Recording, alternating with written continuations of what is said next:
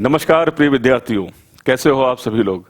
आज मैं आप लोगों को कंपाउंड इंटरेस्ट चक्रवृद्धि ब्याज निकालने का एक जबरदस्त शॉर्टकट देने जा रहा हूं।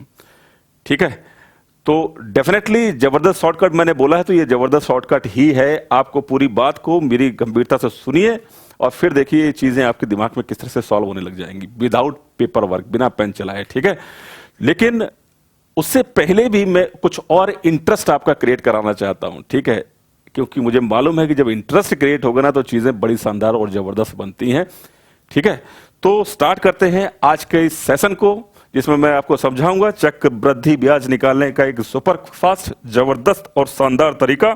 तो आइए एक खूबसूरत सा ट्रायंगल बनाते हैं और ट्रायंगल बनाते हैं नंबर का। उस ट्रायंगल का जो उपयोग मैं बताऊंगा आपको, ये इसका इस्तेमाल देखना आप, कितना खूबसूरत सा इस्तेमाल है। इसका इस्तेमाल कॉम्बिनेशन के क्वेश्चन करने में भी है, प्रोबेबिलिटी यानी प्रायिकता के क्वेश्चन करने में भी है, अलजेब्रा में भी काफी खूबसूरत सा इस्तेमाल है और सीआई में तो जबरदस्त इस्तेमाल है। तो बनाते हैं एक ट्रायंगल। ठीक है, ये ट्रायंगल आप देखें तो मैं नंबर का एक ट्रायंगल बनाने जा रहा हूं आपके सामने। मैंने लिखा जस्ट एक एक एक। अच्छा, अब यहां से कहानी शुरू होगी ट्रायंगल के बनने की। ठीक है, वन को लिखिए, यहां पर लिखिए वन, वन और वन को जोड़ेंगे तो यहां लिखिए टू और फिर यहां पर वन लिख दीजिए। ठीक है, फिर यहां पर लिखिए वन, यहां पर लिखिए वन, वन और टू को जोड़ेंगे यहां पर लिख दिए थ्री और वन और टू को जोड़ेंगे यहां लिख दीजिए थ्री। ठीक है, फिर आगे फिर वन लिखिए, फिर वन लिखिए, वन और थ्री को जोड़ेंगे तो फोर, थ्री और थ्री को जोड़ेंगे तो सिक्स, थ्री और वन को जोड़ेंगे तो यहां पर फोर। ठीक है, आगे लिखिए, फिर वन लिखिए, फिर वन लिखिए। ठीक है, अब जरा देखें इसको, ये जोड़ने पर कितना आ जाएगा फाइव, ये जोड़ने पर आ जाएगा 10, ये जोड़ने पर आ जाएगा 10 और ये जोड़ने पर आ जाएगा 5। देखो अभी कितना बढ़िया इस्तेमाल मैं इसका समझाऊंगा सीक्वेंस का। ये बहुत ही जबरदस्त पैटर्न है। यहां पर देखिए 6 आ जाएगा, इसको जोड़ने पर 15 आ जाएगा, इसको जोड़ने पर 20 आ जाएगा, इसको जोड़ने पर 15 आ जाएगा, इसको जोड़ने पर 6 आ जाएगा। 1 and 1 अगेन, इसको 7। ठीक है, ये 21, 35, 35, 21, 7। ठीक है, तो बस इतना ही तक छोड़ते हैं। ये एंडलेसली इस तरह से आप ट्रायंगल बना सकते हैं। एक नंबर्स का ट्रायंगल है और इस ट्रायंगल को बोला जाता है क्या। देखो, इस ट्रायंगल का इस्तेमाल को मैं समझाऊंगा। इस ट्रायंगल को पहले बोला जाता है ईरानी भाषा में खयाम ट्रायंगल, चाइनीज भाषा में बोला जाता है इसको यांग हुई ट्रायंगल, और इसको बोला जाता है वेस्टर्न में पास्कल ट्रायंगल, और इसको स्टेयरकेस ऑफ माउंट मेरू भी बोलते हैं। ठीक है, ये ट्रायंगल अपने आप में बहुत सारी चीजें छुपाए हुए हैं। मैंने कहा कि मैं चक्रवृद्धि की ब्याज पे वाले चैप्टर पे आऊंगा, लेकिन उससे पहले इसकी कुछ विशेषताएं आपको जरूर बताना चाहूंगा जिससे आप लोगों में थोड़ा सा इंटरेस्ट क्रिएट हो। ठीक है, नंबर्स को लेकर देखो ये आपके पास एक मैंने यहीं तक छोड़ा है, इसको आप एंडलेसली बना सकते हो कितने भी नंबर तक। ठीक, अब सबसे पहले मैं इसका इस्तेमाल बताता हूं आपको अलजेब्रा में, यानी बीजगणित में। सही है, ठीक। ध्यान से सुनिएगा, यहां पर क्या दिख रहा है, देखो यहां पर 0 और यहां पर 1 मैं 0 लिख सकता हूं। तो अगर मैं इस रो को बोलूं तो ये 0 से स्टार्ट है, n बराबर 0 रो है।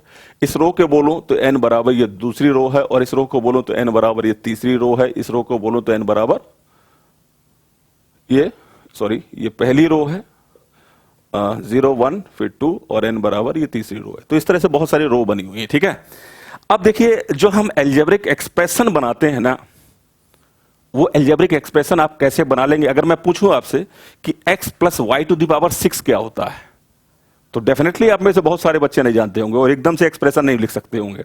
लेकिन जो मैं तरीका आपको बताऊंगा ना, उससे हर बच्चा, दूसरी क्लास का बच्चा भी ना x plus y to the power 6 7 का एक्सप्रेशन धड़ाक से लिख देगा। ठीक है, तो मेरी पूरी बात को सुनिएगा। देखिए, जस्ट दो वेरिएबल जैसे मैंने यहां पर लिए कि x प्लस वाई, अगर मैं पावर 0 यानी n बराबर 0 है, तो पहला अगर मैं यहां पर रो लेता हूं जिसमें 0 रो है, तो आप सभी जानते हैं कि इसका जो x plus y to the power 0 means किसी भी नंबर की पावर 0 होती है जस्ट 1 होता है।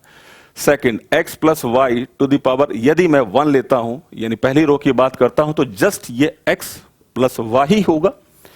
ठीक है, अब जैसे ये सेकंड रो है, ठीक है ना, ध्यान से समझिएगा, जो मैं अब पॉइंट कुछ निकल के आएंगे यहां से जबरदस्त वाले। X square, x plus y का होल स्क्वायर, अगर मैं कहूं इसको ओपन कीजिए तो क्या लिखेंगे आप, एक्स स्क्वायर प्लस 2xy लिखेंगे और प्लस वाई स्क्वायर लिखेंगे। ठीक है, अब जो इस ट्राइंगल का यहां पर क्या रोल है तो मैं आपको ये बताना चाहता हूं, ध्यान से सुनिएगा। पहला जो यहां पर देख रहे हो आप एक्स स्क्वायर, इसका जो कोफिशिएंट है वो क्या है, 1 है। 2xy का कोफिशिएंट क्या है, 2 है। और वाई स्क्वायर का जो कोफिशिएंट क्या है, 1 है। तो यहां पर देखिए 1 2 1 और ये नंबर 2 रो में आपको दिखाई दे रहा है 1 2 1। मतलब क्या है, ये x प्लस वाई का whole square, whole cube, power 4, power 5 जो आप ओपन करते हो ना, तो उसके ये सारे कोफिशिएंट जो है इस सीक्वेंस में लिखे गए हैं, लिखे हुए हैं। ये ऑटोमेटिकली आपने जो ट्राइंगल बनाया ये कोफिशिएंट ही है इसके। ठीक है, अब देखो ये तो बात साहब हो गई, ये कोफिशिएंट होते हैं। लेकिन अगर मैंने आपको कहा कि भाई आप x प्लस वाई की पावर 3 ये क्या होता है, ठीक है, इसको आप ओपन कीजिए तो बहुत सारे बच्चे जानते हैं। ठीक है, बहुत सारे बच्चे नहीं भी जानते कि x प्लस मतलब एक्सप्रेशन उनको याद करना पड़ता है, रटना पड़ता है, दिमाग पर ज्यादा जोर पड़ता है। तो मैं बताता हूं ये एक्सप्रेशन एक्चुअल में बनाते कैसे हम लोग इस ट्राइंगल की हेल्प से। ठीक है, आप देखिएगा कि जैसे जैसे यहां पर x की मैक्सिमम पावर क्या है, 3 है। तो मैंने यहां पर x की पावर 3 से स्टार्ट किया, फिर x स्क्वायर लिखा, फिर मैंने x लिखा और फिर x गायब हो जाएगा, आगे वाले टर्म में x नहीं आएगा। जब नहीं आएगा तो मैंने यहां पर लिख दिया y की पावर 3 से यहां पर स्टार्ट किया। ठीक है, और जस्ट उससे अब जो x को मैं घटाता चला गया था, y को मैं इधर से घटाता चला जाऊंगा। y लिखा, फिर मैंने y स्क्वायर लिखा, फिर मैंने y लिखा और यहां y नहीं आएगा। ठीक है, ठीक है ना भाई। अब मैं यहां पर इसके कोफिशिएंट सजा दूंगा इसी ट्राइंगल की हेल्प से, जो होंगे 1 3 3 1। तो मैं लिखूंगा यहां पर 1। अब 1 लिखूं, 1 का मल्टीप्लाई करने पर यही रहेगा, तो ना लिखूं कोई फर्क नहीं पड़ता। यहां पर लिखूंगा 3, यहां पर लिखूंगा 3 और ये एक्सप्रेशन आपके पास बन गया x प्लस वाई की होल पावर 3 का। ठीक है, अब मैं कहूं कि चलो मुझे बताओ आप लोग x plus y to the power 4 का एक्सप्रेशन। ठीक है ना भाई, ये एक्सप्रेशन आप लोग मुझे बताओ।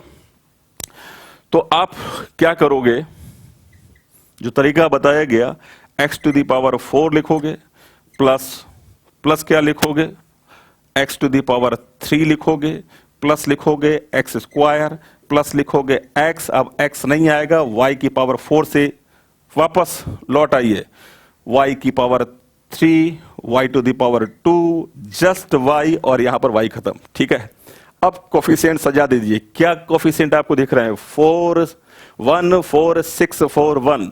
तो 1 4 6 4 1, तो ये x plus y to the power 4 का एक्सप्रेशन हो गया। चलिए एक और काम करते हैं, x plus y to the power 5 को मैं कैलकुलेट करता हूं यहां पर।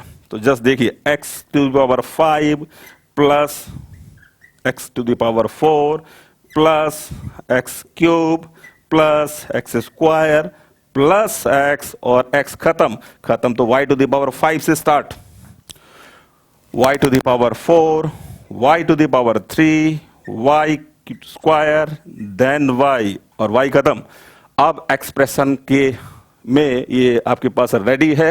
अब इसमें कोफिशिएंट सजा दीजिए, 5 10 5 1 5 10 5 1 1 5 10 10 5 1 सॉरी 1 5 10 10 5 और 1। ये x plus y to the power 5 का एक्सप्रेशन आ गया। तो आप लोग मुझे ये बताइए, क्या इस सीक्वेंस को आप बना नहीं सकते? अगर मैं कहूं x plus y to the power 7 क्या होता है, आप धड़क से इस एक्सप्रेशन को लिख देंगे। इस बात को मैं आपको गारंटी देता हूं, आपने मेरी बात को पूरी सुन ली होगी। तो ठीक है, तो ट्राइंगल का कितना खूबसूरत सा इस्तेमाल यहां पर अलजेब्रा में हमने देखा, और भी बहुत इस्तेमाल होता है। लेकिन आज का जो टॉपिक है वो कंपाउंड इंटरेस्ट का है, चक्रवृद्धि ब्याज का है। आप लोग सोच रहे होंगे सर चक्रवृद्धि ब्याज की बात बोलकर ये अलजेब्रा कैसे पढ़ाने लगे यहां पर। ठीक है, तो अलजेब्रा का विषय नहीं है, विषय है जानने का, विषय है उत्सुकता का आपका। ठीक है, ये ट्राइंगल का क्या गेम हो सकता है, क्या इसका इस्तेमाल हो सकता है, ये ऐसी कोई चीज नहीं है कि सिर्फ चक्रवृद्धि ब्याज में भी आपको हेल्प करेगी। आपने कई लोगों के इस तरह से पढ़ा भी होगा कि एक सीक्वेंस पैटर्न आपको रटा दिया जाता है शॉर्टकट के नाम पर। अगर वो होता क्या है, अगर आपको ये पता लगे ना, डेफिनेटली आपका इंटरेस्ट बढ़ता है और जो रुझान होता है, जो गणित के प्रति जो लगाव होता है वो आपको बढ़ने लगता है, क्योंकि वहां पर इंटरेस्ट डेवलप होने लगा, आपको सीखने की एक ललक लगने लगी है कि हाँ ये तो बड़ी आसान चीज है। ठीक है, तो बस इसी का जो है तैयारी की जाती है मेरे माध्यम से कि भाई कैसे बच्चों में इंटरेस्ट क्रिएट हो किसी चीज की के लिए। ठीक है ना, तो ये अलजेब्रा में थोड़ा सा इस्तेमाल मैंने समझाया। ठीक, दूसरी बात, इसका इस्तेमाल अभी मैं आऊंगा चक्रवृद्धि ब्याज पर, लेकिन मैं एक जैसे मैंने पहले भी बोला था कि इसका इस्तेमाल जो है जो परम्यूटेशन कॉम्बिनेशन वाला चैप्टर है उसमें भी करते हैं, प्रोबेबिलिटी में भी करते हैं। क्यों करते हैं मैं आपको बताता हूं बात। एक्चुअल में जो पास्कल ने इस ट्राइंगल को बताया, इसका जो नाम दिया गया था पास्कल ट्राइंगल, नंबर का जो ट्राइंगल इसको बोला गया था पास्कल ट्राइंगल। अब पास्कल ने इसका जो इस्तेमाल किया था, जो कॉम्बिनेशन वाले जो क्वेश्चन है या प्रोबेबिलिटी वाले क्वेश्चन है उसमें इस ट्राइंगल का बहुत इस्तेमाल किया गया था। ठीक है, ठीक है, तो मैं एक दो इस्तेमाल से आपको बातों को समझाता हूं। ठीक है, फिर आते हैं अपने टॉपिक पर। ठीक है, या यहीं पर समझाता हूं। चलो, इसमें तो कोई बात है ही नहीं, इसको साफ कर देते हैं।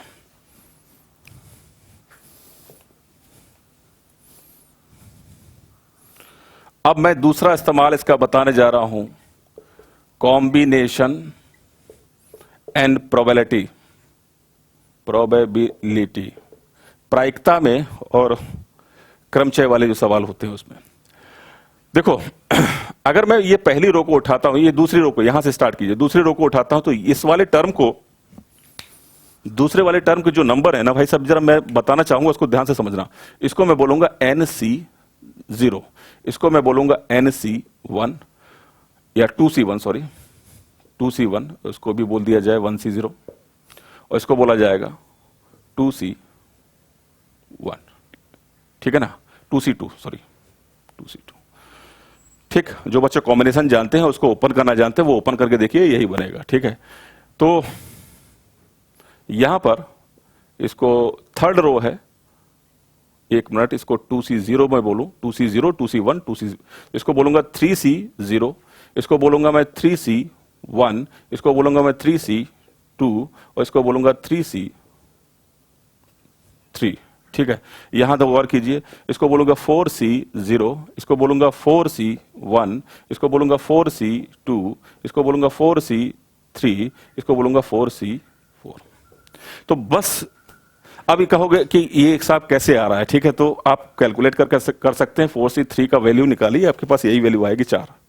ठीक है, तो कॉम्बिनेशन पे अगर मैं आपसे सवाल पूछूं इसमें से कि अगर आपके पास 7 बच्चों में से 5 बच्चों को चुनना है, तो आप कितने तरीके आपके पास हो सकते हैं? एक छोटा सा बेसिक सा सवाल बनता है ना। ठीक है, तो एक्चुअल में बात क्या है कि अगर मेरे पास यहां पर 7 स्टूडेंट हैं, A B C D E और F G, ठीक है ना, ये 7 विद्यार्थी हैं, इनमें से मुझे केवल 5 विद्यार्थी चुनने हैं, तो कितने प्रकार से चुन सकता हूं? तो हमको बहुत क्लियर है कि हमको 7C5 का ऑप्शन चुनना पड़ेगा। 7C5 सॉल्व करेंगे तो मेरा जवाब आ जाएगा। इसको सॉल्व करने का जो तरीका होता है, आप फार्मूला जानते होंगे, मैं फार्मूले से बताता भी नहीं हूं।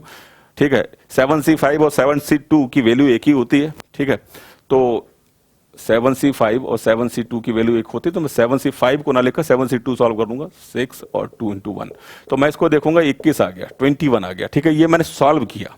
ठीक है, तो अब देखिए ये ट्राइंगल अपने आप में ये नंबर छुपाए हुए हैं। कैसे छुपाए हुए? जो मैंने अभी आपको तरीका बताया। अब 7th रो पे जाइए, क्योंकि 7 में से 5 बच्चे चुनने थे, और 7C5 वाले नंबर को सेलेक्ट कर लीजिए। 7C0, 7C1, 7C2, 7C3, 7C4 और 7C5 आ गया। क्या ये 21? 7C5, यही तो 7C5 है। ठीक है, तो ये अपने आप में बहुत सारी बातें को छुपाया हुआ ट्रायंगल है, बहुत जो है खूबसूरत ट्रायंगल है, रहस्यमयी ट्रायंगल है। ठीक है, गणित में आपने सुना होगा फिबोनाची सीरीज, तो ठीक है, तो वो सीरीज भी इसके अंदर बनती है, लेकिन उसका कोई इस्तेमाल आपके सिलेबस से नहीं है, तो मैं उसकी चर्चा अभी नहीं करूंगा।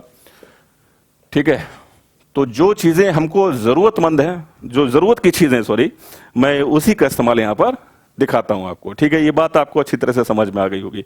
ठीक, अच्छा, एक प्रोबेबिलिटी का क्वेश्चन ले लेते हैं। ठीक है, तो प्रोबेबिलिटी यानी प्रायिकता, जैसे ये कहा जाता है कि एक सिक्के को आप 5 बार उछालो, एक सिक्के को आप 5 बार उछालो, और 5 बार उछालने पर, एक सिक्के को 5 बार उछालने पर आपके पास 2 बार तो हेड आए, 5 टाइम आपने टॉस किया एक सिक्के को, और उसमें 2 बार तो हेड आए और 3 बार टेल आए, ठीक है, 3 बार टेल आए या 2 बार हेड आए, तो इसकी प्रायिकता क्या होगी, इसकी प्रायिकता क्या होगी, ठीक है। ठीक, तो टॉस वाला क्वेश्चन पढ़ते हो ना कि भाई एक coin toss 5 times successively, what is the probability to getting 3 tail और 2 हेड, ठीक है, आउट ऑफ 5। तो प्रोबेबिलिटी मुझे निकालनी है, तो मैं क्या करूंगा, जैसे मुझे पता है कि 3 टेल और 2 हेड चाहिए, ठीक है, 3 टेल और 2 हेड चाहिए, ये एक्सप्रेशन यहां पर, इस एक्सप्रेशन को मैंने ये भी साफ नहीं किया और इसी पर आधारित मैंने सवाल बोल दिया आपके पास, ठीक है। मैं जस्ट टेल को बोल देता हूं, ये टेल जो है ना वो एक्स को दिखाता है और जो हेड है वो वाई को दिखाता है, ठीक है। अब मेरी बात को ध्यान से सुनिएगा, 3 टेल और 2 हेड आउट ऑफ 5 चांस, आपके पास टोटल 5 चांस थे, ठीक है ना। तो x plus y to the power 5 की इस एक्सप्रेशन को अगर आप देखेंगे तो यहां पर इस x की जगह पर ये 3 टेल और 2 हेड, ये जो कॉम्बिनेशन यहां पर ये दिख रहा है आपको, तो ये वाला है, ठीक है, x टू द पावर 3 है और y टू द पावर 2 है। अब इसका जो कोफिशिएंट है वो क्या है, उसका जो कोफिशिएंट है वो क्या है, 10 है, ठीक। और मैं प्रोबेबिलिटी सीधे निकाल रहा हूं भाई साहब, ठीक है, मेरी बात को सुनिएगा, कोफिशिएंट क्या है इसका 10, आउट ऑफ टोटल जो आउटकम्स हैं वो कितने हैं, इस सभी नंबर को, कौन सा 5वां है, इसको जोड़ दीजिए, 1 5 10 10 5 1, इसको मैं जोड़ूंगा तो 32 आएगा, तो 10/32, इसको मैं सिंप्लीफाई करूंगा तो 5/16 आएगा, और 5/16 का मतलब 32.25 समथिंग परसेंटेज में निकाल सकते हो। तो ये प्रोबेबिलिटी का में इसका बड़ा खूबसूरत सा इस्तेमाल, ठीक है। तो आप समझ रहे होंगे ट्रायंगल अपने आप में कितनी खूबसूरत बातों को छुपाए हुए है, ठीक है, ठीक है। तो आई होप ये सारी चीजें आपको समझ में आ गई होंगी। अब मैं आगे बढ़ता हूं और आगे की बातों पर चर्चा करता हूं। अब मैं आता हूं अपने आज के टॉपिक पर, कंपाउंड इंटरेस्ट पर, चक्रवृद्धि ब्याज पर, ठीक है, ठीक है। तो ये सारी चीजें आपको यहां पर समझ में आई होंगी, ठीक है। अब देखो, एक्चुअल में ये मैंने नीचे जो 32 लिखा था ना यहां पर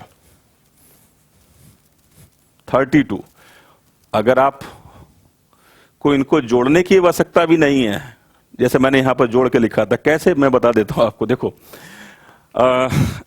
देखो, अगर मैं इस नंबर को जोड़ूं, ऐड करूं, तो जस्ट ये 2 की पावर 0 है, इसको ऐड करूं, सारे नंबर को ऐड करना, जस्ट ये 2 की पावर 1 है, सभी नंबर को ऐड करना, ये 2 की पावर 2 है, ऐड करना, 1 2 और 1 4 हो गया, 4 मतलब 2 की पावर 2, 1 3, इसको ऐड करना, सेकंड ये थर्ड रो को, 1 3 3 1 क्या हो गया, 8 हो गया भाई साहब, इसका मतलब ये 2 की पावर 3 है। तो ऐसे ही ये सारे जो है 2 की पावर 4, ये 2 की पावर 5 वाली रो है, और ये कितना है 2 की पावर 6 और 2 की पावर 7 वाली रो है। तो ऐसे ही ये 2 की पावर में अगर इनको ऐड करेंगे, अच्छा इनको अगर आप नहीं ऐड करेंगे और सीधे सीधे इस नंबर को पढ़ेंगे, तो अगर मैं इसको बोलूं तो 11 की पावर 0 है, और ये 11 है तो 11 टू द पावर 1 है, ये 1 to 1 है, 11 टू द पावर 2 है, ये 11 टू द पावर 3 होगी, डेफिनेटली 11 टू द पावर 4 होगी, 11 टू द पावर 5 होगी, 11 टू द पावर 6 होगी, 11 टू द पावर 7 होगी, ठीक है, ठीक है।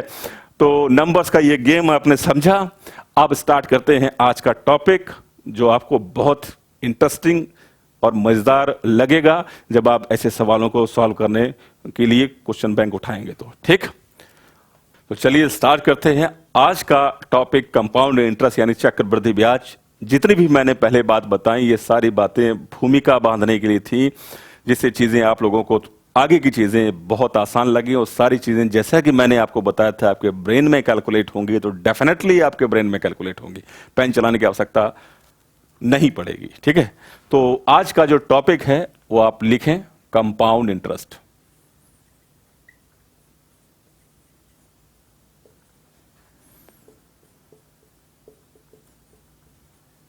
यानी चक्रवृद्धि ब्याज, ठीक है। तो पहले चक्रवृद्धि ब्याज होता क्या है, थोड़ा सा उसको समझते हैं। आप लोग इतना तो सभी लोग जानते हैं कि चक्रवृद्धि ब्याज का मतलब होता है जस्ट ब्याज के ऊपर ब्याज जब कैलकुलेट होने लगता है तो वो चक्रवृद्धि ब्याज होने लगता है। बेसिकली है क्या चक्रवृद्धि ब्याज? ठीक है, क्या है ये सीआई चक्रवृद्धि ब्याज? ठीक, तो मेरी बात को सुनिएगा ध्यान से।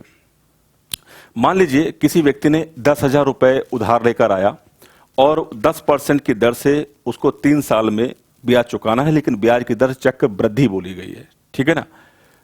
चलो मैं एक एग्जांपल से ही साथ साथ इसको कराता जाता हूं, वो ज्यादा ठीक रहेगा, ऐसा ज्यादा ठीक है ना?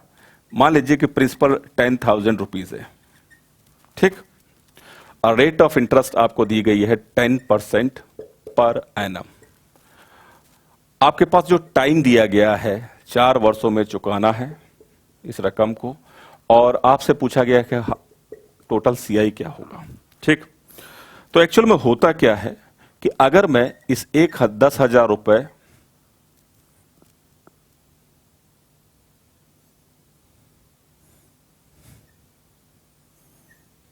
देखो, अभी मैं इस एरो वाले तरीके से आपको बता रहा हूं, बहुत सारे बच्चे इसको जानते हैं।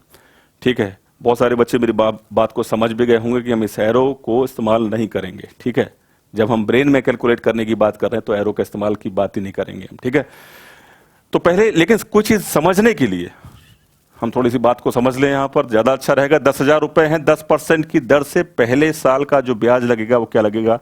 1,000 रुपया। 1 साल बीता, 1,000 रुपए ब्याज आया। अब 10,000 रुपए को अगर आप प्रिंसिपल मानते हो तो 10% की दर से 1,000 रुपए तो ब्याज इसके ऊपर हो गया। तो अगर मैं साधारण ब्याज की बात करता हूं तो हर साल देखो, साधारण ब्याज चक्रवृद्धि ब्याज में यही डिफरेंस है कि साधारण ब्याज में हर साल के लिए जो प्रिंसिपल है वो सेम रहता है, यानी मूलधन जो होता है वो एक जैसा रहता है। इस वजह से हर साल का जो इंटरेस्ट है वो एक जैसा रहता है। जैसे कि 10,000 रुपए पर 10% पहले साल का 1,000 रुपया, 10,000 का 10% दूसरे साल का 1,000 रुपया, और डेफिनेटली तीसरे साल का अगर मैं साधारण ब्याज की बात करूंगा तो 1,000 रुपया ही आएगा, और चौथे साल की बात करूंगा तो भी 1,000 रुपया आएगा। साधारण ब्याज का जो हम कैलकुलेट करते हैं साधारण ब्याज यानी सिंपल इंटरेस्ट, वो हर साल के लिए एक जैसा रहता है, क्योंकि आपको इंटरेस्ट ऑन इंटरेस्ट कैलकुलेशन की जरूरत नहीं पड़ती। हर साल के लिए जो मूलधन है वो 10,000 ही रहेगा, जिससे अगर मैं कहूं कि 4 साल का साधारण ब्याज किया है तो आप बोलोगे 1,000, 1,000, 1,000, 1,000, आप बोलोगे 4,000 रुपया, क्योंकि हर साल के लिए जो मूलधन है वो एक जैसा है। अब जब चक्रवृद्धि ब्याज की बात आती है तो छोटी सी बात है कि 10,000 का 10% मैंने देखा तो 1,000 आया, तो पहले 1 साल के बाद 1,000 रुपया ब्याज का बना, लेकिन दूसरी साल में वो 1,000 10,000 में जाके जुड़ जाएगा, और अगले साल का जो मूलधन है यानी प्रिंसिपल है वही चेंज हो जाएगा, और अगले साल का जो प्रिंसिपल बनेगा वो 11,000 रुपया बनेगा, और 11,000 का 10% 1,100 रुपया होता है, ना कि 1,000 रुपया। ठीक है, तो दूसरे साल का जो टोटल जो ब्याज बनता है वो 1,100 रुपया बनता है, क्योंकि हम ब्याज के ऊपर ब्याज भी कैलकुलेट करते हैं। ठीक है, तो पहले साल का सीआई और जो एसआई है वो एक जैसा है। दूसरे साल में मैं क्या करूंगा, इसी स्ट्रक्चर से जरा समझते हैं। 10,000 का 10% तो हम निकाल के बैठे हैं, हमारे पास 1 साल पहले जो ब्याज 10,000 आया था उसका भी 10%, तो 1,000 का 10% मैंने लिख दिया 100। अब यहां पर देखें, जब थर्ड ईयर आया तो 10,000 का 10% तो हम निकाल के बैठे, ब्याज उससे पहले कितना कलेक्ट हो चुका है, तो 1,000, 1,000 और 100, और सबका 10-10% यहां लिख दें। ये 100, इसका 100, और 100 का 10% जस्ट 10 होता है। ठीक है, तीसरे चौथे साल की अगर मैं बात करूं तो ये 100 हो गया, फिर इसका जितने भी ब्याज इकट्ठे हो गए सबका 10-10% लिखना, तो इसका 100, इसका भी 100, इसका भी 100, 3 बार मैंने 100 लिखा। अब इस 100 का 10, ये 10, ये 10 और इसका 1। अगर मैं इस सारे अमाउंट को ऐड कर देता हूं तो ये मेरे पास टोटल सीआई होता है, और इस सब को ऐड करने पर इस सारी वैल्यू को अगर मैं ऐड करूं, इस सारी वैल्यू को ऐड करूं, ये टोटल सीआई बनता है। क्या बनता है? सीआई, चक्रवृद्धि ब्याज बनता है। जोड़ना जरा सबको, तो आप कहेंगे 4,000 ये हो गया, और ये कितना हो गया 600, और ये हो गया 41, 4,641 रुपया का ये टोटल कंपाउंड इंटरेस्ट बना है। ठीक है, ठीक है ना भाई, 4,641 का ये टोटल कंपाउंड इंटरेस्ट बना है। तो ये वाला जो तरीका है ये बेसिकली बहुत सारे बच्चे जानते हैं। अब मेरी बात को सुनिएगा, मैंने आपको बोला कि ब्रेन में सॉल्व करना है तो होगा सॉल्व, जरा मेरी बात को सुनिएगा। ये इस वाला तरीका आप लोग बहुत सारे बच्चे जानते हैं, तो मैंने अभी जो भूमिका में जो ट्रायंगल बनाया था उसका क्या रोल होगा, तो हम इस तरीके को इस्तेमाल अब नहीं करेंगे। कैसे नहीं करेंगे, तो मैं आपको समझाता हूं। जो बच्चे, ये मैंने इसलिए सारी बात को समझाई कि हर बच्चा पहले इस बात को समझे तो एक्चुअल में चक्रवृद्धि ब्याज कैसे कैलकुलेट हो रहा है। ठीक है, ठीक। तो 4,641 रुपया इसका आंसर आया। अब मेरी बात को आप लोग ऐसे देखेंगे,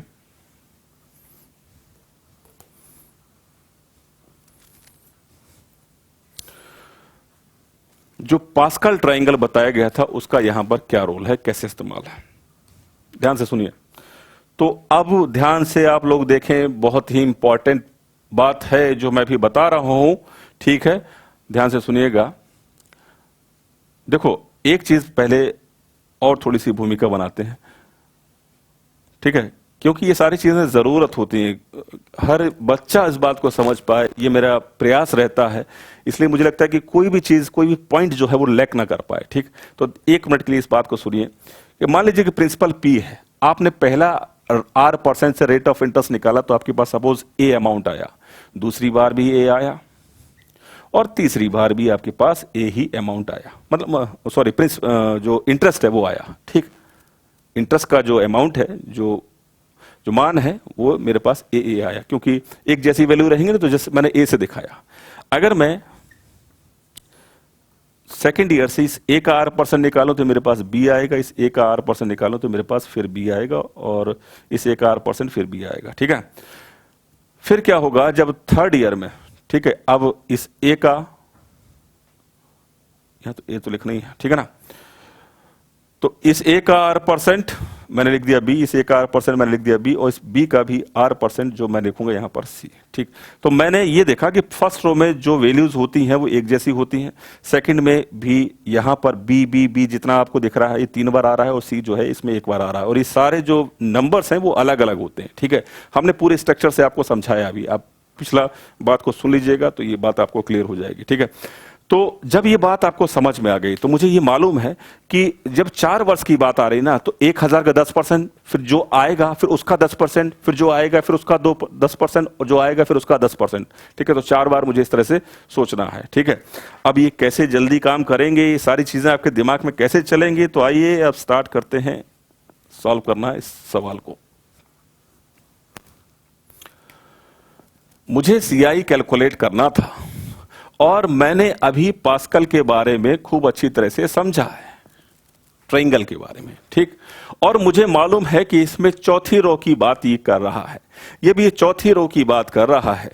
ठीक है, तो हमारे पास 4, चौथी रो क्या कहती है, 4 6 4 1, इसको कहती है चौथी रो। ठीक है, शुरुआत वाला 1 हटा दीजिएगा सर, क्योंकि सब में 1 आता है। ठीक है ना, 4 6 6 1, 4 साल की बात है। ठीक है, जो ट्रायंगल बनाया था उसको गौर से देखिएगा। तो मैं क्या करना चाहूंगा, तो सबसे पहले तो मैं इस 10,000 का 10% सोचूंगा। तो 10,000 का 10% जब मैंने सोचा तो मेरे पास कितना आया, 1,000 रुपया।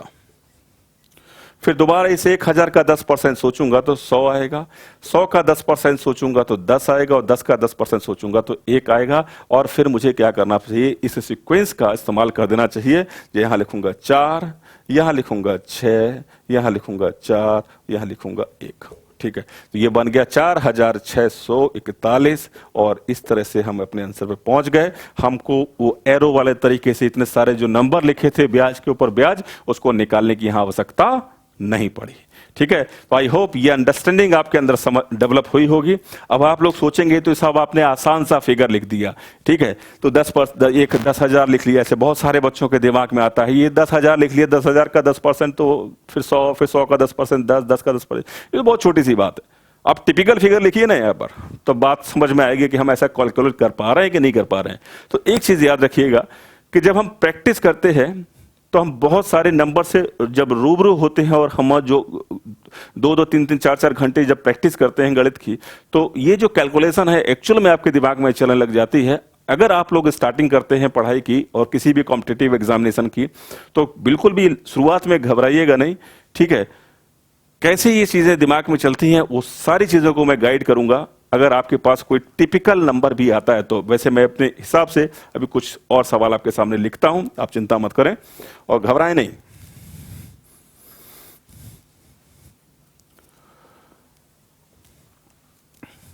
देखो, एग्जामिनेशन में आया हुआ एक सवाल, ठीक है, जिसको अगर हम कैलकुलेट करें, ठीक है, अगर हमारे पास जो बचपन से हमको पढ़ाया जा रहा था वो a is equal to p one plus r plus one plus r by 100 to power t, अगर उसका फार्मूले का इस्तेमाल करें, ठीक है, तो उसे अमाउंट आता है, अमाउंट में से प्रिंसिपल माइनस करने पर जो जो है वो CI आता है। तो वो तरीके को अभी मैंने डिस्कस ही नहीं किया, उसको आप भी दिमाग में मत लाइएगा, ठीक है ना। फार्मूले से बना के तो हो गए सवाल, ठीक, विद इन टाइम, ठीक है, ये एक टारगेट रहता है हमारा। तो एक सवाल है, आपको आपके स्क्रीन पर दिख भी रहा होगा, एग्जामिनेशन में आया हुआ, ठीक है, और इस सवाल को मैं चाहता हूं, अगर आपने मेरी पूरी बात समझी है, सीखी है, तो बिना पेन चलाए इसका जवाब दें, तो बात आप जो मेरा उद्देश्य है वो पूरा हो गया, समझ लीजिए, ठीक है, ठीक है ना। अब मेरी बात को सुनिए, जो सवाल है वो आपको स्क्रीन पर दिखाई दे रहा होगा, लेकिन मैं फिगर लिख देता हूं उसका। क्या बोला गया था कि 10,000 रुपया है, ठीक है, रेट ऑफ इंटरेस्ट दिया गया है 4% वार्षिकी, इसके अलावा टाइम दिया गया है 2 ईयर, 2 साल का, और आपसे कहा गया CI बताएं, लेकिन आपसे यह बोल दिया गया the interest being compounded half yearly, the interest being compounded half yearly, यानी ब्याज की जो गणना है वो छमाही दर पर है, अब CI बताएं, ठीक है। तो एक बात, जब ये छमाही दर पे बोल देता है, इसका क्या सेंस है, ठीक है। तो पूरे वर्ष को अगर मैं देखूं, पूरे वर्ष में कितने छमाही होते हैं, क्योंकि ब्याज देखो, जब हम चक्रवृद्धि ब्याज की बात करते हैं तो पूरा 1 साल के बाद ब्याज के ऊपर ब्याज लगता है, ठीक है। लेकिन जब हम छमाही दर पे कैलकुलेशन करने लगते हैं तो ब्याज को इकट्ठा होने के लिए हमको 1 साल की जरूरत नहीं होती, बल्कि हर 6 महीने पर ब्याज कैलकुलेट करना है हमको। तो 6 महीने में जितना ब्याज जब जनरेट हुआ उसको हम मूलधन में मिला देंगे, तो अगले 6 महीने के लिए वो प्रिंसिपल अमाउंट बन जाता है, ठीक है। तो कुल मिलाकर जब ये छमाही दर की बात होती है तो छोटी सी बात अपने दिमाग में रखना कि 1 साल में कितने छमाही होते हैं। 1 year contain 2 half year, 1 year contain 2 half year, ठीक है। 1 वर्ष में 2 छमाही होते हैं। अच्छा, जब रेट ऑफ इंटरेस्ट की ये बात करता है तो यहां पर लिखा गया rate of interest 4% per annum, यानी पूरे वर्ष का जो ब्याज है वो 4% है, पूरे वर्ष का जो ब्याज है वो 4% है। तो अगर ये ब्याज छमाही लगने लगा तो ब्याज, क्योंकि 1 वर्ष में 2 छमाही होते हैं, तो पूरे साल का 4%, तो आधे साल का 2%। तो एक छोटी सी बात आपको समझ में आती होगी कि हाफ ईयर में जो टाइम है वो जो है 1 साल में 2 हाफ ईयर हो गए, तो 2 साल में 4 हाफ ईयर हो जाएंगे, 4 छमाही लगेंगी। और जो प्रिंसिपल है, सॉरी, रेट ऑफ इंटरेस्ट है वो 4% वार्षिक है, तो आधे साल का क्या हो जाएगा, 2% हो जाएगा। तो मुझे पता लगे यहाँ पर 4% की 4 हाफ ईयर लगेंगे, और हर हाफ ईयर का जो रेट ऑफ इंटरेस्ट है वो 2% है। और मेरे दिमाग में एक जो 4 हाफ ईयर की जैसे बात की, तो मेरे दिमाग में ये चीज क्लियर है, क्या 4 के लिए 4, 6, 4, 1, ठीक है ना, पास्कल ट्रायंगल, ठीक। अब मैं देखो कैसे सॉल्व करूंगा इस चीज को। 2% आधे साल के लिए क्या हो गया, effective rate of interest for half year 2% पर हाफ ईयर, ये लग गई, ठीक है ना। तो 10,000 का 2% हुआ 200, 10,000 का 2% हुआ 200। तो मैंने लिखा, अच्छा 200 हुआ तो 200 गुणा 4 किया तो आ गया 800, ठीक। फिर 200 का 2% हुआ 4। अब देखो 200 का 2% निकालना, 2 गुणा 2 4 होता है, 2 0 तो कट ही जाएंगे, 4। अब 4 का 6 बार गुणा किया तो 824 आ गया। पहले तो 800 था, फिर 24 ही आ गया, 4 गुणा 6 24 हो गया। तो कुल मिलाकर 824 की कहानी आपके पास बन गई। अब आप चारों ऑप्शंस जरा गौर कीजिए, एक तो 824 है, दूसरा 825, 828 से बहुत क्लोज मामला है, लेकिन फिर भी हम आंसर पे पहुंच गए हैं। 824 से जस्ट ऊपर वाला नंबर, आप जो जस्ट ऊपर जो नंबर चल रहा है वो आपका आंसर है, ठीक है। आप तुरंत इस बात को सोचिएगा, दिमाग से टिक लगा के आगे बढ़ जाइएगा, पेपर वर्क तक करने की जरूरत नहीं है। जो मैंने अभी आपको चीज समझाई मैं यहां पर लिखने जा रहा हूं। 10,000 का 2% कितना होता है, निकालने की क्या जरूरत है, 2 0 काट दो, 2 गुणा 2 200 हो गया। और 200 का 2%, इस 200 का 2%, 200 का 2% हुआ 4 रुपया, मैंने यहां लिख दिया, प्लस, और इस 4 का 2%, देखो 4 का 2% जब मैं निकालूंगा तो 4 गुणा 2 8 होता है, 8 में 100 का भाग लगाने पर 0.08 आता है। तो 0.08 में अगर मैं 4 का गुणा कर दूंगा, मैं एक्यूरेट आंसर की बात करूंगा तो क्या लिखूंगा 0.8, तो ये 0.32 बन जाएगा, है ना। एक मिनट, 4 में तो 8, 0.08 आएगा, 0.08, तो ये 0.32 बनेगा। अब देखो 0.32, और अगर आप चारों ऑप्शन पे गौर करो तो 824.32 तक हम पहुंच चुके हैं, हम अपने आंसर पे पहुंच गए। अगर आप, मैं तो चाहता भी नहीं हूं कि आप इसको भी कैलकुलेट करो, क्योंकि जब हम यहां तक गाड़ी अपनी ले जा सकते हैं तो हमारे पास 4 ऑप्शन भी मौजूद होते हैं, हमको उस पर भी टकटकी बांध की जरूरत है, देख लें तो हम तुरंत अपने आंसर पे बोल देंगे। क्योंकि आप सोचिए जरा कि 4 का 2% 0.08 होता है, और कितने 0.8 इकट्ठे करूं कि मैं 1 से ऊपर तो बढ़ पाऊं। तो 0.8 का 12 से गुणा पर 12 8 96 होता है, आपको जो है 12 बार 8 इकट्ठे करने 0.08, तब 1 तक नहीं पहुंचेंगे आप। तो यहां तो केवल 4 ही बार इकट्ठे करने हैं, तो कहां से 824 से 825 आपका आंसर नहीं हो सकता। आप आंसर पे पहुंच चुके हैं, आप टिक लगा दोगे इसको बिना कैलकुलेट किए हुए। खैर, हम पूरा कैलकुलेट करते हैं इसको। 0.08 का 2% कितना हुआ, तो मैं 2 में 8 का गुणा करने पर कितना आता है 16, तो कितना आ गया 0.016, ठीक है, 0016, ठीक है, ये आ गया, ठीक है। अब मेरी बात को सुनिए, अगर मैं सारे नंबर को ऐड करता हूं तो मेरा CI तैयार है। ये हो गया 800, ये हो गया 24, ये हो गया 0.32, और ये हो गया 0.0016। ऐड करो तो 824.3216, 4 अंकों तक बड़े आसानी से हमने CI को निकाल लिया, और ये बात आपको बहुत अच्छी तरह से समझ में आ गई होगी। 4 अंकों तक का CI आपके पास क्लियर है, तो यहां पर किसी बच्चे को कोई डाउट नहीं होगा, ठीक है।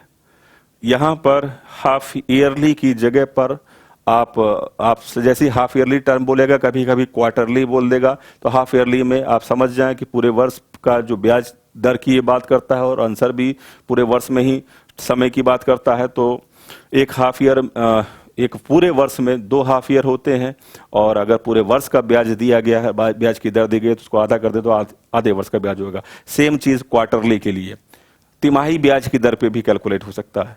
तो एक वर्ष में 2 हाफ ईयर होते हैं, तो अगर मैं कहूं तिमाही की बात करूं, यानी ये ऐसा भी बोल सकता है क्वार्टरली, तो क्वार्टरली वाला जो टर्म इस्तेमाल करेगा, अभी मैं आएगा सवाल मैं आपको बताऊंगा। तो आप समझ लीजिए कि एक वर्ष में 4 तिमाही होंगी, 3-3 महीने के कितने अंतराल बनेंगे, कितने इंटरवल बनेंगे, तो आप कहेंगे 4 इंटरवल बनेंगे। तो पूरे वर्ष में 4 तिमाही होंगी, और अगर पूरे वर्ष की ब्याज की दर दी गई है और मुझे क्वार्टरली ब्याज की दर निकालनी है, एक तिमाही की ब्याज की दर निकालनी है, तो मैं क्या करूंगा, पूरे वर्ष की ब्याज की दर को 4 से भाग लगा दूंगा, तो मेरे पास तिमाही की ब्याज दर आ जाएगी। 1 ईयर कंटेन 4 क्वार्टर ईयर, ठीक है। एक वर्ष में 4 क्वार्टर होते हैं, ठीक है ना। ये क्वार्टर का मतलब तिमाही होता है, बात समझ रहे हो ना।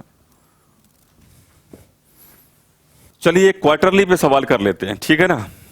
जैसे ये कहा जाए, एक प्रिंसिपल दिया गया आपको 1,25,000 रुपया, ठीक है ना। अगर मैं आपसे कहूं कि ब्याज की दर, रेट ऑफ इंटरेस्ट दी गई है 8% वार्षिकी, और आपके पास बोला गया टाइम, बोला गया है टाइम अब ईयर में नहीं बल्कि 9 मंथ में बोला गया है। जब टाइम 9 मंथ में बोला गया हो और आपसे कहा कि CI कैलकुलेट करें, और CI जो है वो क्वार्टरली कैलकुलेट हो रही है, ठीक है, क्वार्टरली कैलकुलेट हो रही है, यानी तिमाही दर पर ब्याज कैलकुलेट होती है। The interest being compounded quarterly, ये बोला गया सवाल में, ठीक है, ठीक है। तो मेरे पास बात क्लियर है जो मैंने आपको समझाई कि पूरे वर्ष का जो है ब्याज की दर जो है 8% है, तो तिमाही के लिए डेफिनेटली 8 को 4 से भाग कर दीजिए, 2% आएगी, तो इफेक्टिव रेट ऑफ इंटरेस्ट जो है वो आपके पास आ जाएगी 2% पर क्वार्टर, ठीक है ना, ठीक। और यहां पर जो टाइम दिया गया वो 9 मंथ का दिया गया, 3-3 महीने की एक तिमाही बनती है। तो तिमाही एक तिमाही, दूसरी तिमाही, तीसरी तिमाही, यानी 9 महीने में 3 तिमाही बनेंगी। ये हमको समझ में आ गया। जो टाइम इंटरवल बनेगा वो 3 का बनेगा। और 3 के लिए जो पास्कल का रूल है वो आपको पता है 331। क्या कोड है? 331, 31331। याद आया कि नहीं? 331। ठीक। अच्छा, अगर मैं आपको कहूं कि आप मुझे इसका आंसर वर्बली कैलकुलेट करके बताएं, ठीक है, बहुत बड़ी चीज नहीं है, कर सकते हो। 1,25,000 का 2% कितना हुआ? देखो परसेंट में लिखूंगा 2/100 लिखूंगा, 100 से 2 जीरो कट जाएंगे, 2 गुणा 125 करूंगा, 250 आएगा। सही है। और एक जीरो और था, 2%, 1/100, 100 से ये 100 कट जाएगा, हाँ ये 250 आएगा, और एक जीरो और था तो 2500 बनेगा। ठीक है ना। अब एक साल का जो एक बार का जो ब्याज है वो 2500 है, और हम जानते हैं कि 3-3-1 चल रहा था, तो 25 गुणा 3 करेंगे 7500। मैं ऐसा सिंपल से सोचूंगा कि पहला जो मेरे पास इंटरेस्ट आया वो 7500 आया। फिर मैं क्या करूंगा, जो मेरे पास 2500 आया था, 2500 का जब मैं 2% निकालूंगा तो 25 गुणा 2 क्या करूंगा, 50 हो जाएगा, और 50 गुणा 3 करने पर 150 आ जाएगा। तो 750 और 150, 750 और 150। ठीक है। अब क्या आया था मेरे पास, जो 50 आया था, 50 का जब मैं 2% निकालूंगा तो मेरे पास जस्ट 1 आएगा। तो मेरे पास बन गया, ध्यान से सुनिएगा, 750 बना था, फिर बना था 150, फिर 1 बना था, ऐड कर दो 7, 6, 5, 1, ये इसका टोटल कंपाउंड इंटरेस्ट हो गया। तो ऐसे ही चीज़ों को आपको धीरे धीरे करके अपने दिमाग में संजोना है और आपको आंसर बोलना है। ठीक है ना। मैंने जो समझाया उसको मैं यहां पर लिख देता हूं एक बार। ठीक है। तो 1,25,000 का 2% कितना गुणा करना है यहां पर? चलो इसको निकाल लेते हैं, 3 का। आगे देखिए कितना आएगा ये। तो मैंने आपको समझाया, ऐसा सोचा करो ना कि 25 गुणा 2 कितना हो गया, 250, और एक जीरो और था, 2500 हो गया, और 2500 गुणा 3 तो ये 7,500 हो गया। तो वो मैंने लिखा था यहाँ पर। खैर आप इसको सोचो कितना आ गया, 2500। अब यहाँ पर जो 2500 का इंटरेस्ट बना, ये जो इंटरेस्ट है वो तो 2500 का बना। अब 2500 का क्या निकालूंगा मैं, फिर निकालूंगा 2%। तो सोचो ना कि 2 जीरो से 2 जीरो कट जाएंगे, 25 दूनी जो है वो 50 हो जाएगा। अब यहाँ पे गुणा होगा फिर 3 का, 3-3-1 होता ना 3 में। तो यहाँ पर आगे ये कितना आया था, ये इंटरेस्ट क्या आया था 50, और फिर 50 का जब मैं 2% निकालूंगा तो डेफिनेटली ये 1 आ जाएगा, और 1 में फिर गुणा होगा 1 का। ठीक है ना। तो मैंने यहाँ पर यही लिखा था, 750 प्लस कितना हो जाएगा ये 150, और ये कितना हो जाएगा 1। आंसर क्या हो जाएगा? तो प्रयास कीजिए बिना पेन चलाए, पेन ना लगे, और आप अपने आंसर पे पहुंच जाएं। तो अभी जो मैंने जो फिगर जो जैसे आपके सामने ले रहा हूं, तो आपको लग रहा होगा ये चलो ये भी ठीक है, ये भी थोड़ा सा आसान है, लेकिन ऐसा नहीं है। आप घबराएं नहीं, आपके पास जैसा भी फिगर हो, जो भी टिपिकल सा नंबर हो, ठीक है, तो नंबर ही तो है भाई, आपको क्या परेशान करेगा नंबर। ठीक है, थोड़ा सा प्रयास तो कीजिए। मैं चलो एक और एग्जांपल आपके सामने लिखता हूं। जैसे P बराबर दिया गया था 3375 रुपीज। ठीक है ना। रेट ऑफ इंटरेस्ट अब की बार मैंने बोल दिया 6 सही 2/3%। ठीक है, थोड़ा सा रेट ऑफ इंटरेस्ट को मैंने फ्रैक्शन वाला इंटरेस्ट ले लिया। ठीक। आपसे बोला गया था, टाइम दिया गया है मान लीजिए 3 ईयर, और आपसे पूछा गया कि CI बताएं, चक्रवृद्धि ब्याज बताएं। ठीक है, ये सवाल है। ठीक है। तो सबसे पहले तो आपको यह मालूम होना चाहिए कि 16 सही 2/3 का जो फ्रैक्शन वैल्यू है वो क्या होती है, 1/15। ठीक है, ये चीज आपको मालूम है कि ये क्या होती है, 1/15। तो आपको इस तरह से सॉल्व कीजिए ना भाई। 6 से 2/3, जब मैंने परसेंटेज पढ़ा है तो उसको बहुत सारी चीजों को आपको समझाया था कि भाई जब इस तरह का फ्रैक्शन बने तो ये आपको मालूम भी होगा कि 6 से 2/3 बराबर 1/15 होता। ठीक है। तो 1/15 3775 का जब मैं 1/15 करूंगा तो ये कैलकुलेट करने के लिए कि भाई 3775/15 है, तो अगर जितनी आपने यहां पर प्रैक्टिस की होगी तो वो चीजें आपकी उतनी ही शानदार निकल के आएंगी। जैसे मैं देखूंगा कि मुझे 15 से इसको काटना है, तो यहां तक देखो मैं पेन नहीं चला रहा हूं, और आपको भी मैं सलाह देता हूं, जो मैं बोल रहा हूं आपके सामने, आपको वैसे ही करना है। मैं देखूंगा 1/15, मैं 15 से इसको सोचूंगा, अच्छा ये कटेगा 2 बार कटेगा, कितना बचेगा 3, फिर 2 बार कटेगा, फिर बचेगा 7, फिर कटेगा 5 बार, तो 2 2 5 आ गया, यानी 215 आ गया। तो पहले साल का जो ब्याज आ गया 225 आ गया, 2 2 5 का मतलब। तो पहले साल का जो ब्याज है 225 यानी 225 रुपये आया। कितना मल्टीप्लाई होगा, 3 साल है तो 3 का गुणा होगा, पास्कल से 3, तो 225 गुणा 3 कर लीजिए, कितना आ गया 675। 225 गुणा 3 675, ठीक है ना। अब देखिए 225 का अगर मैं 1/15 करूंगा तो 15 से 225 15 बार कटेगा, 15 का स्क्वायर होता है, ठीक है। 15 गुणा 3 क्या आ गया 45, 275 और 45, ठीक है ना भाई।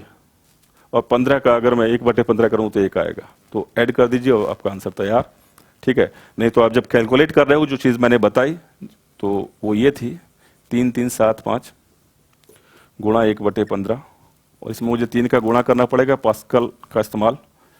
ये कटेगा कितनी बार 225 बार, ठीक है। फिर मैं कहा 225 गुणा क्या करना पड़ेगा 1/15, इसमें इस गुणा 3 का, फिर क्या करना पड़ेगा जो आएगा कट के क्या आएगा 15, और 15 में क्या करना पड़ेगा 1/15 गुणा किसका 1 का, ठीक है। सिंप्लीफाई कर दो इसको, ये कितना हो गया 675, ठीक है।